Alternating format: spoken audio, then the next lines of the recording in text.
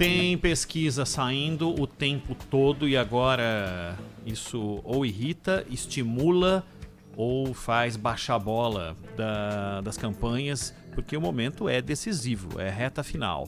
O horário político termina hoje, então é a divulgação das pesquisas e o corpo a corpo ainda possível de ser feito para quem pretende algo ainda no próximo domingo na eleição municipal. Gabi Guimarães.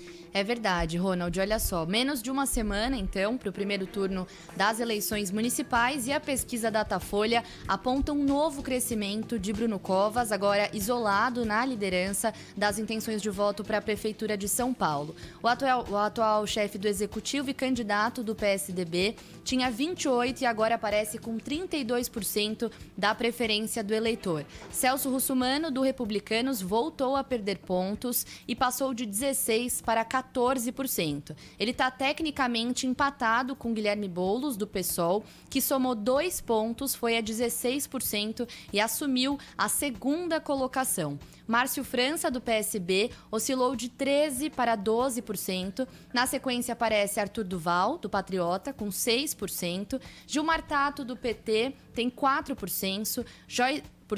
Joyce Hasselmann, do PSL, aparece com 3%, e Andréa Matarazzo, do PSD, com 2%. Marina Elô, da Rede, e Vera Lúcia, do PSTU, tem 1% cada. Orlando Silva, do PCdoB, Levi Fidelix, do PRTB e Antônio Carlos, do PCO, não pontuaram. Os indecisos somam 3%, brancos e nulos são 7%. Lembrando que o Datafolha ouviu 512 mil pessoas na cidade de São Paulo entre os dias 9 e 10 de novembro e a margem de erro é de 3 pontos percentuais para mais ou para menos. E saiu também uma pesquisa IPESP-XP mostrando exatamente um quadro parecido com números um pouquinho diferentes, com um ponto a mais para Bruno Covas, um ponto a mais para Boulos e Russomano com 12%, um quadro desta quinta-feira que já dá aí um sinal do que pode acontecer, a não ser que haja algum fato novo até domingo, Zaidan. Pois é, o que está claro aí que são duas opções, isso pode mudar em horas, né? Em horas, como já aconteceu em outras ocasiões. Exatamente por aquilo que vários candidatos, inclusive, têm dito, e alguns até apelando para a ideia do chamado voto útil no primeiro turno.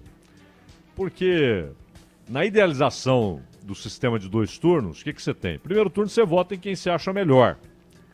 Se o seu candidato não vai para o segundo turno, no segundo turno você escolhe aquele que você considera menos ruim, mais adequado, mais próximo das suas ideias, mais próximo daquele candidato em quem você votou no primeiro turno.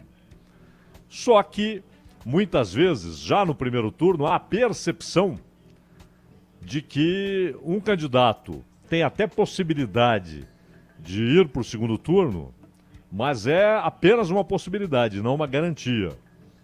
Então, muita gente olha para o seu próprio candidato, não vê chance, olha para o candidato mais próximo e fala, vou com ele, para ver se pelo menos ele vai para o segundo turno, não é? E essa é uma discussão hoje, por exemplo, dentro do PT, e não por acaso também, hoje a própria Joyce Hasselmann, aqui na Bandeirantes, conversando com o Datena, apelou para que aqueles que estão de olho em outros candidatos que têm, digamos, posições, ideias próximas às dela, para que votassem nela. Márcio França, Boulos e Russomano estão, neste momento, na disputa para ver quem vai para o segundo turno. Haverá segundo turno? É uma certeza? Não. Porque os percentuais que aparecem favoráveis ao Bruno Covas indicam até a possibilidade de que muitos, exatamente para tentarem evitar um segundo turno e o risco de um candidato que eles não querem de jeito nenhum, tentem produzir a vitória já em primeiro turno do Bruno Covas, não é? Se houver segundo turno, tudo indica que ele estará lá. Esse tudo indica não é precaução exagerada. Vocês estão lembrados no Rio de Janeiro, na eleição para governador, dias antes da eleição para governador, muita gente falava assim, a única certeza é que o Witzel não ganha, né? Ele não vai para o segundo turno, né? E o que aconteceu? O Witzel ganhou. Em Minas Gerais, da mesma maneira. A vitória do Zema, quando as urnas mostram a vitória do Zema, aquilo foi uma surpresa e uma negação do que as pesquisas apontavam. Porque as pesquisas foram mal feitas? Não, mas de repente, um último debate, uma última conversa, um sinal, e é bom lembrar que o Zema fez questão na reta final de também embarcar na canoa do Bolsonaro, né? O que irritou inclusive o pessoal do Novo. Aliás, é uma aresta até hoje não aparada, né? Dentro do Novo. Então, de toda maneira, até porque parece que o partido tem um comando muito centralizado, né? Na figura do Amoedo e de mais alguns ali. Então, dentro do PT, por exemplo, claramente essa discussão está dada, tanto que a gente vê em redes sociais, por exemplo, eleitores do PT, que sabemos que são eleitores do PT, fazendo campanha para o Boulos, pedindo voto no Boulos, porque veem que ele tem chance de ir para o segundo turno. E essa discussão, ela chegou à campanha do Gilmar Tato, já no início, porque já no início alguns petistas históricos, né, já embarcaram no apoio à chapa Boulos-Erundina. E na época até era uma coisa interessante, porque alguns deles dificilmente tomariam uma posição pública sem um aval do Lula, ou pelo menos uma palavra do Lula para essa pessoa dizendo vai lá, faz o que consideras correto, não é? Então, há inclusive uma reportagem na Folha mostrando um embate que acontece na periferia de São Paulo por esse voto. No Tato ou o voto útil de petistas em Boulos. Útil porque ele aparece em segundo lugar nas pesquisas. 16 contra 4 do Tato, por exemplo, nessa pesquisa da Datafolha, né? O Russomano tem tentado uma recuperação via redes sociais e o Márcio França apostando na ideia de que a alta rejeição do Russomano e do próprio Boulos nas pesquisas que indicam nível de rejeição, abrem portas para que ele se apresente como o sujeito que pode ir lá e derrotar os tucanos, no caso o Bruno Covas, no segundo turno, né? Ele até tem usado, fui eu quem derrotou o Dória em São Paulo, na capital, na eleição para governador, né? Então, é a briga para chegar ao segundo turno. Mas, ao mesmo tempo, todos sabem que o movimento, que não é combinado, não é organizado, né? Mas ele é coletivo.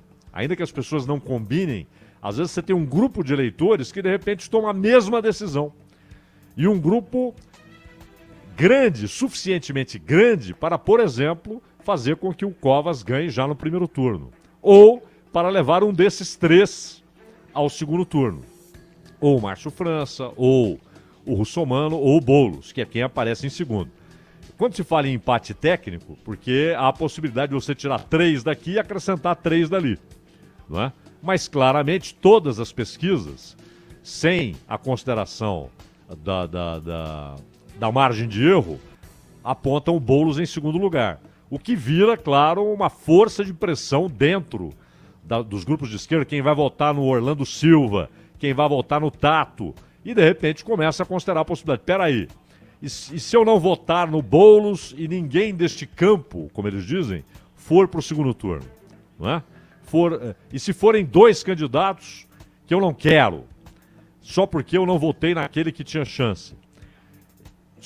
Domingo a gente vai saber qual é essa reação coletiva, que não é organizada necessariamente, não é combinada necessariamente, mas é uma mesma decisão tomada por milhares de pessoas, né, Ronald?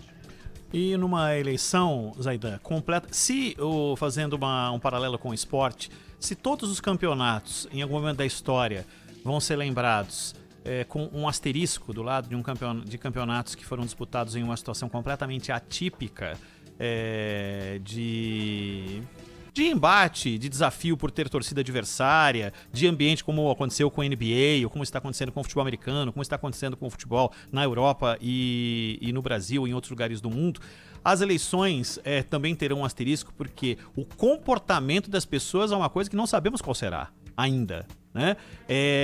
Os números do coronavírus preocupam, as notícias que vêm da Europa preocupam, as notícias que vêm dos Estados Unidos preocupam demais, a gente vai falar disso no programa de hoje ainda, e a gente não sabe qual será o montante e o deslocamento das pessoas até a urna para depositar o voto e se farão isso como normalmente fazem.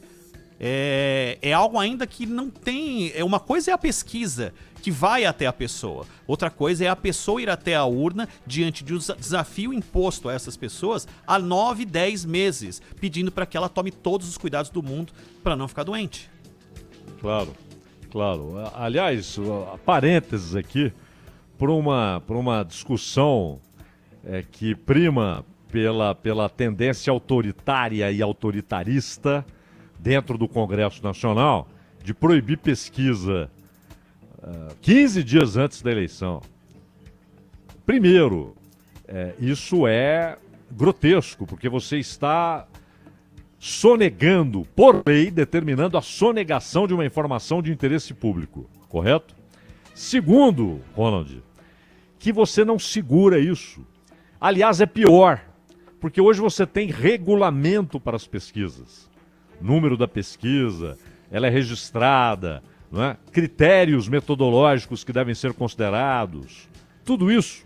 Se você proíbe as pesquisas, você vai ter pesquisas informais e mentirosas circulando à vontade em rede social.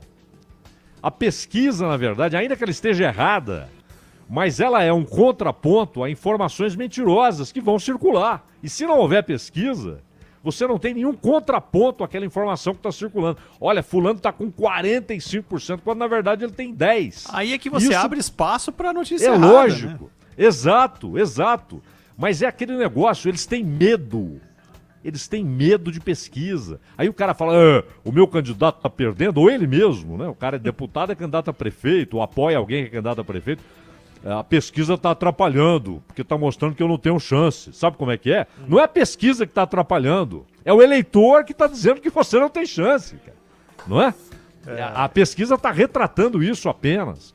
Então, proibir pesquisa no mundo da internet vai provocar uma enxurrada de pesquisas mentirosas. É uma coisa ridícula que está sendo discutida no Congresso Nacional, Ronald.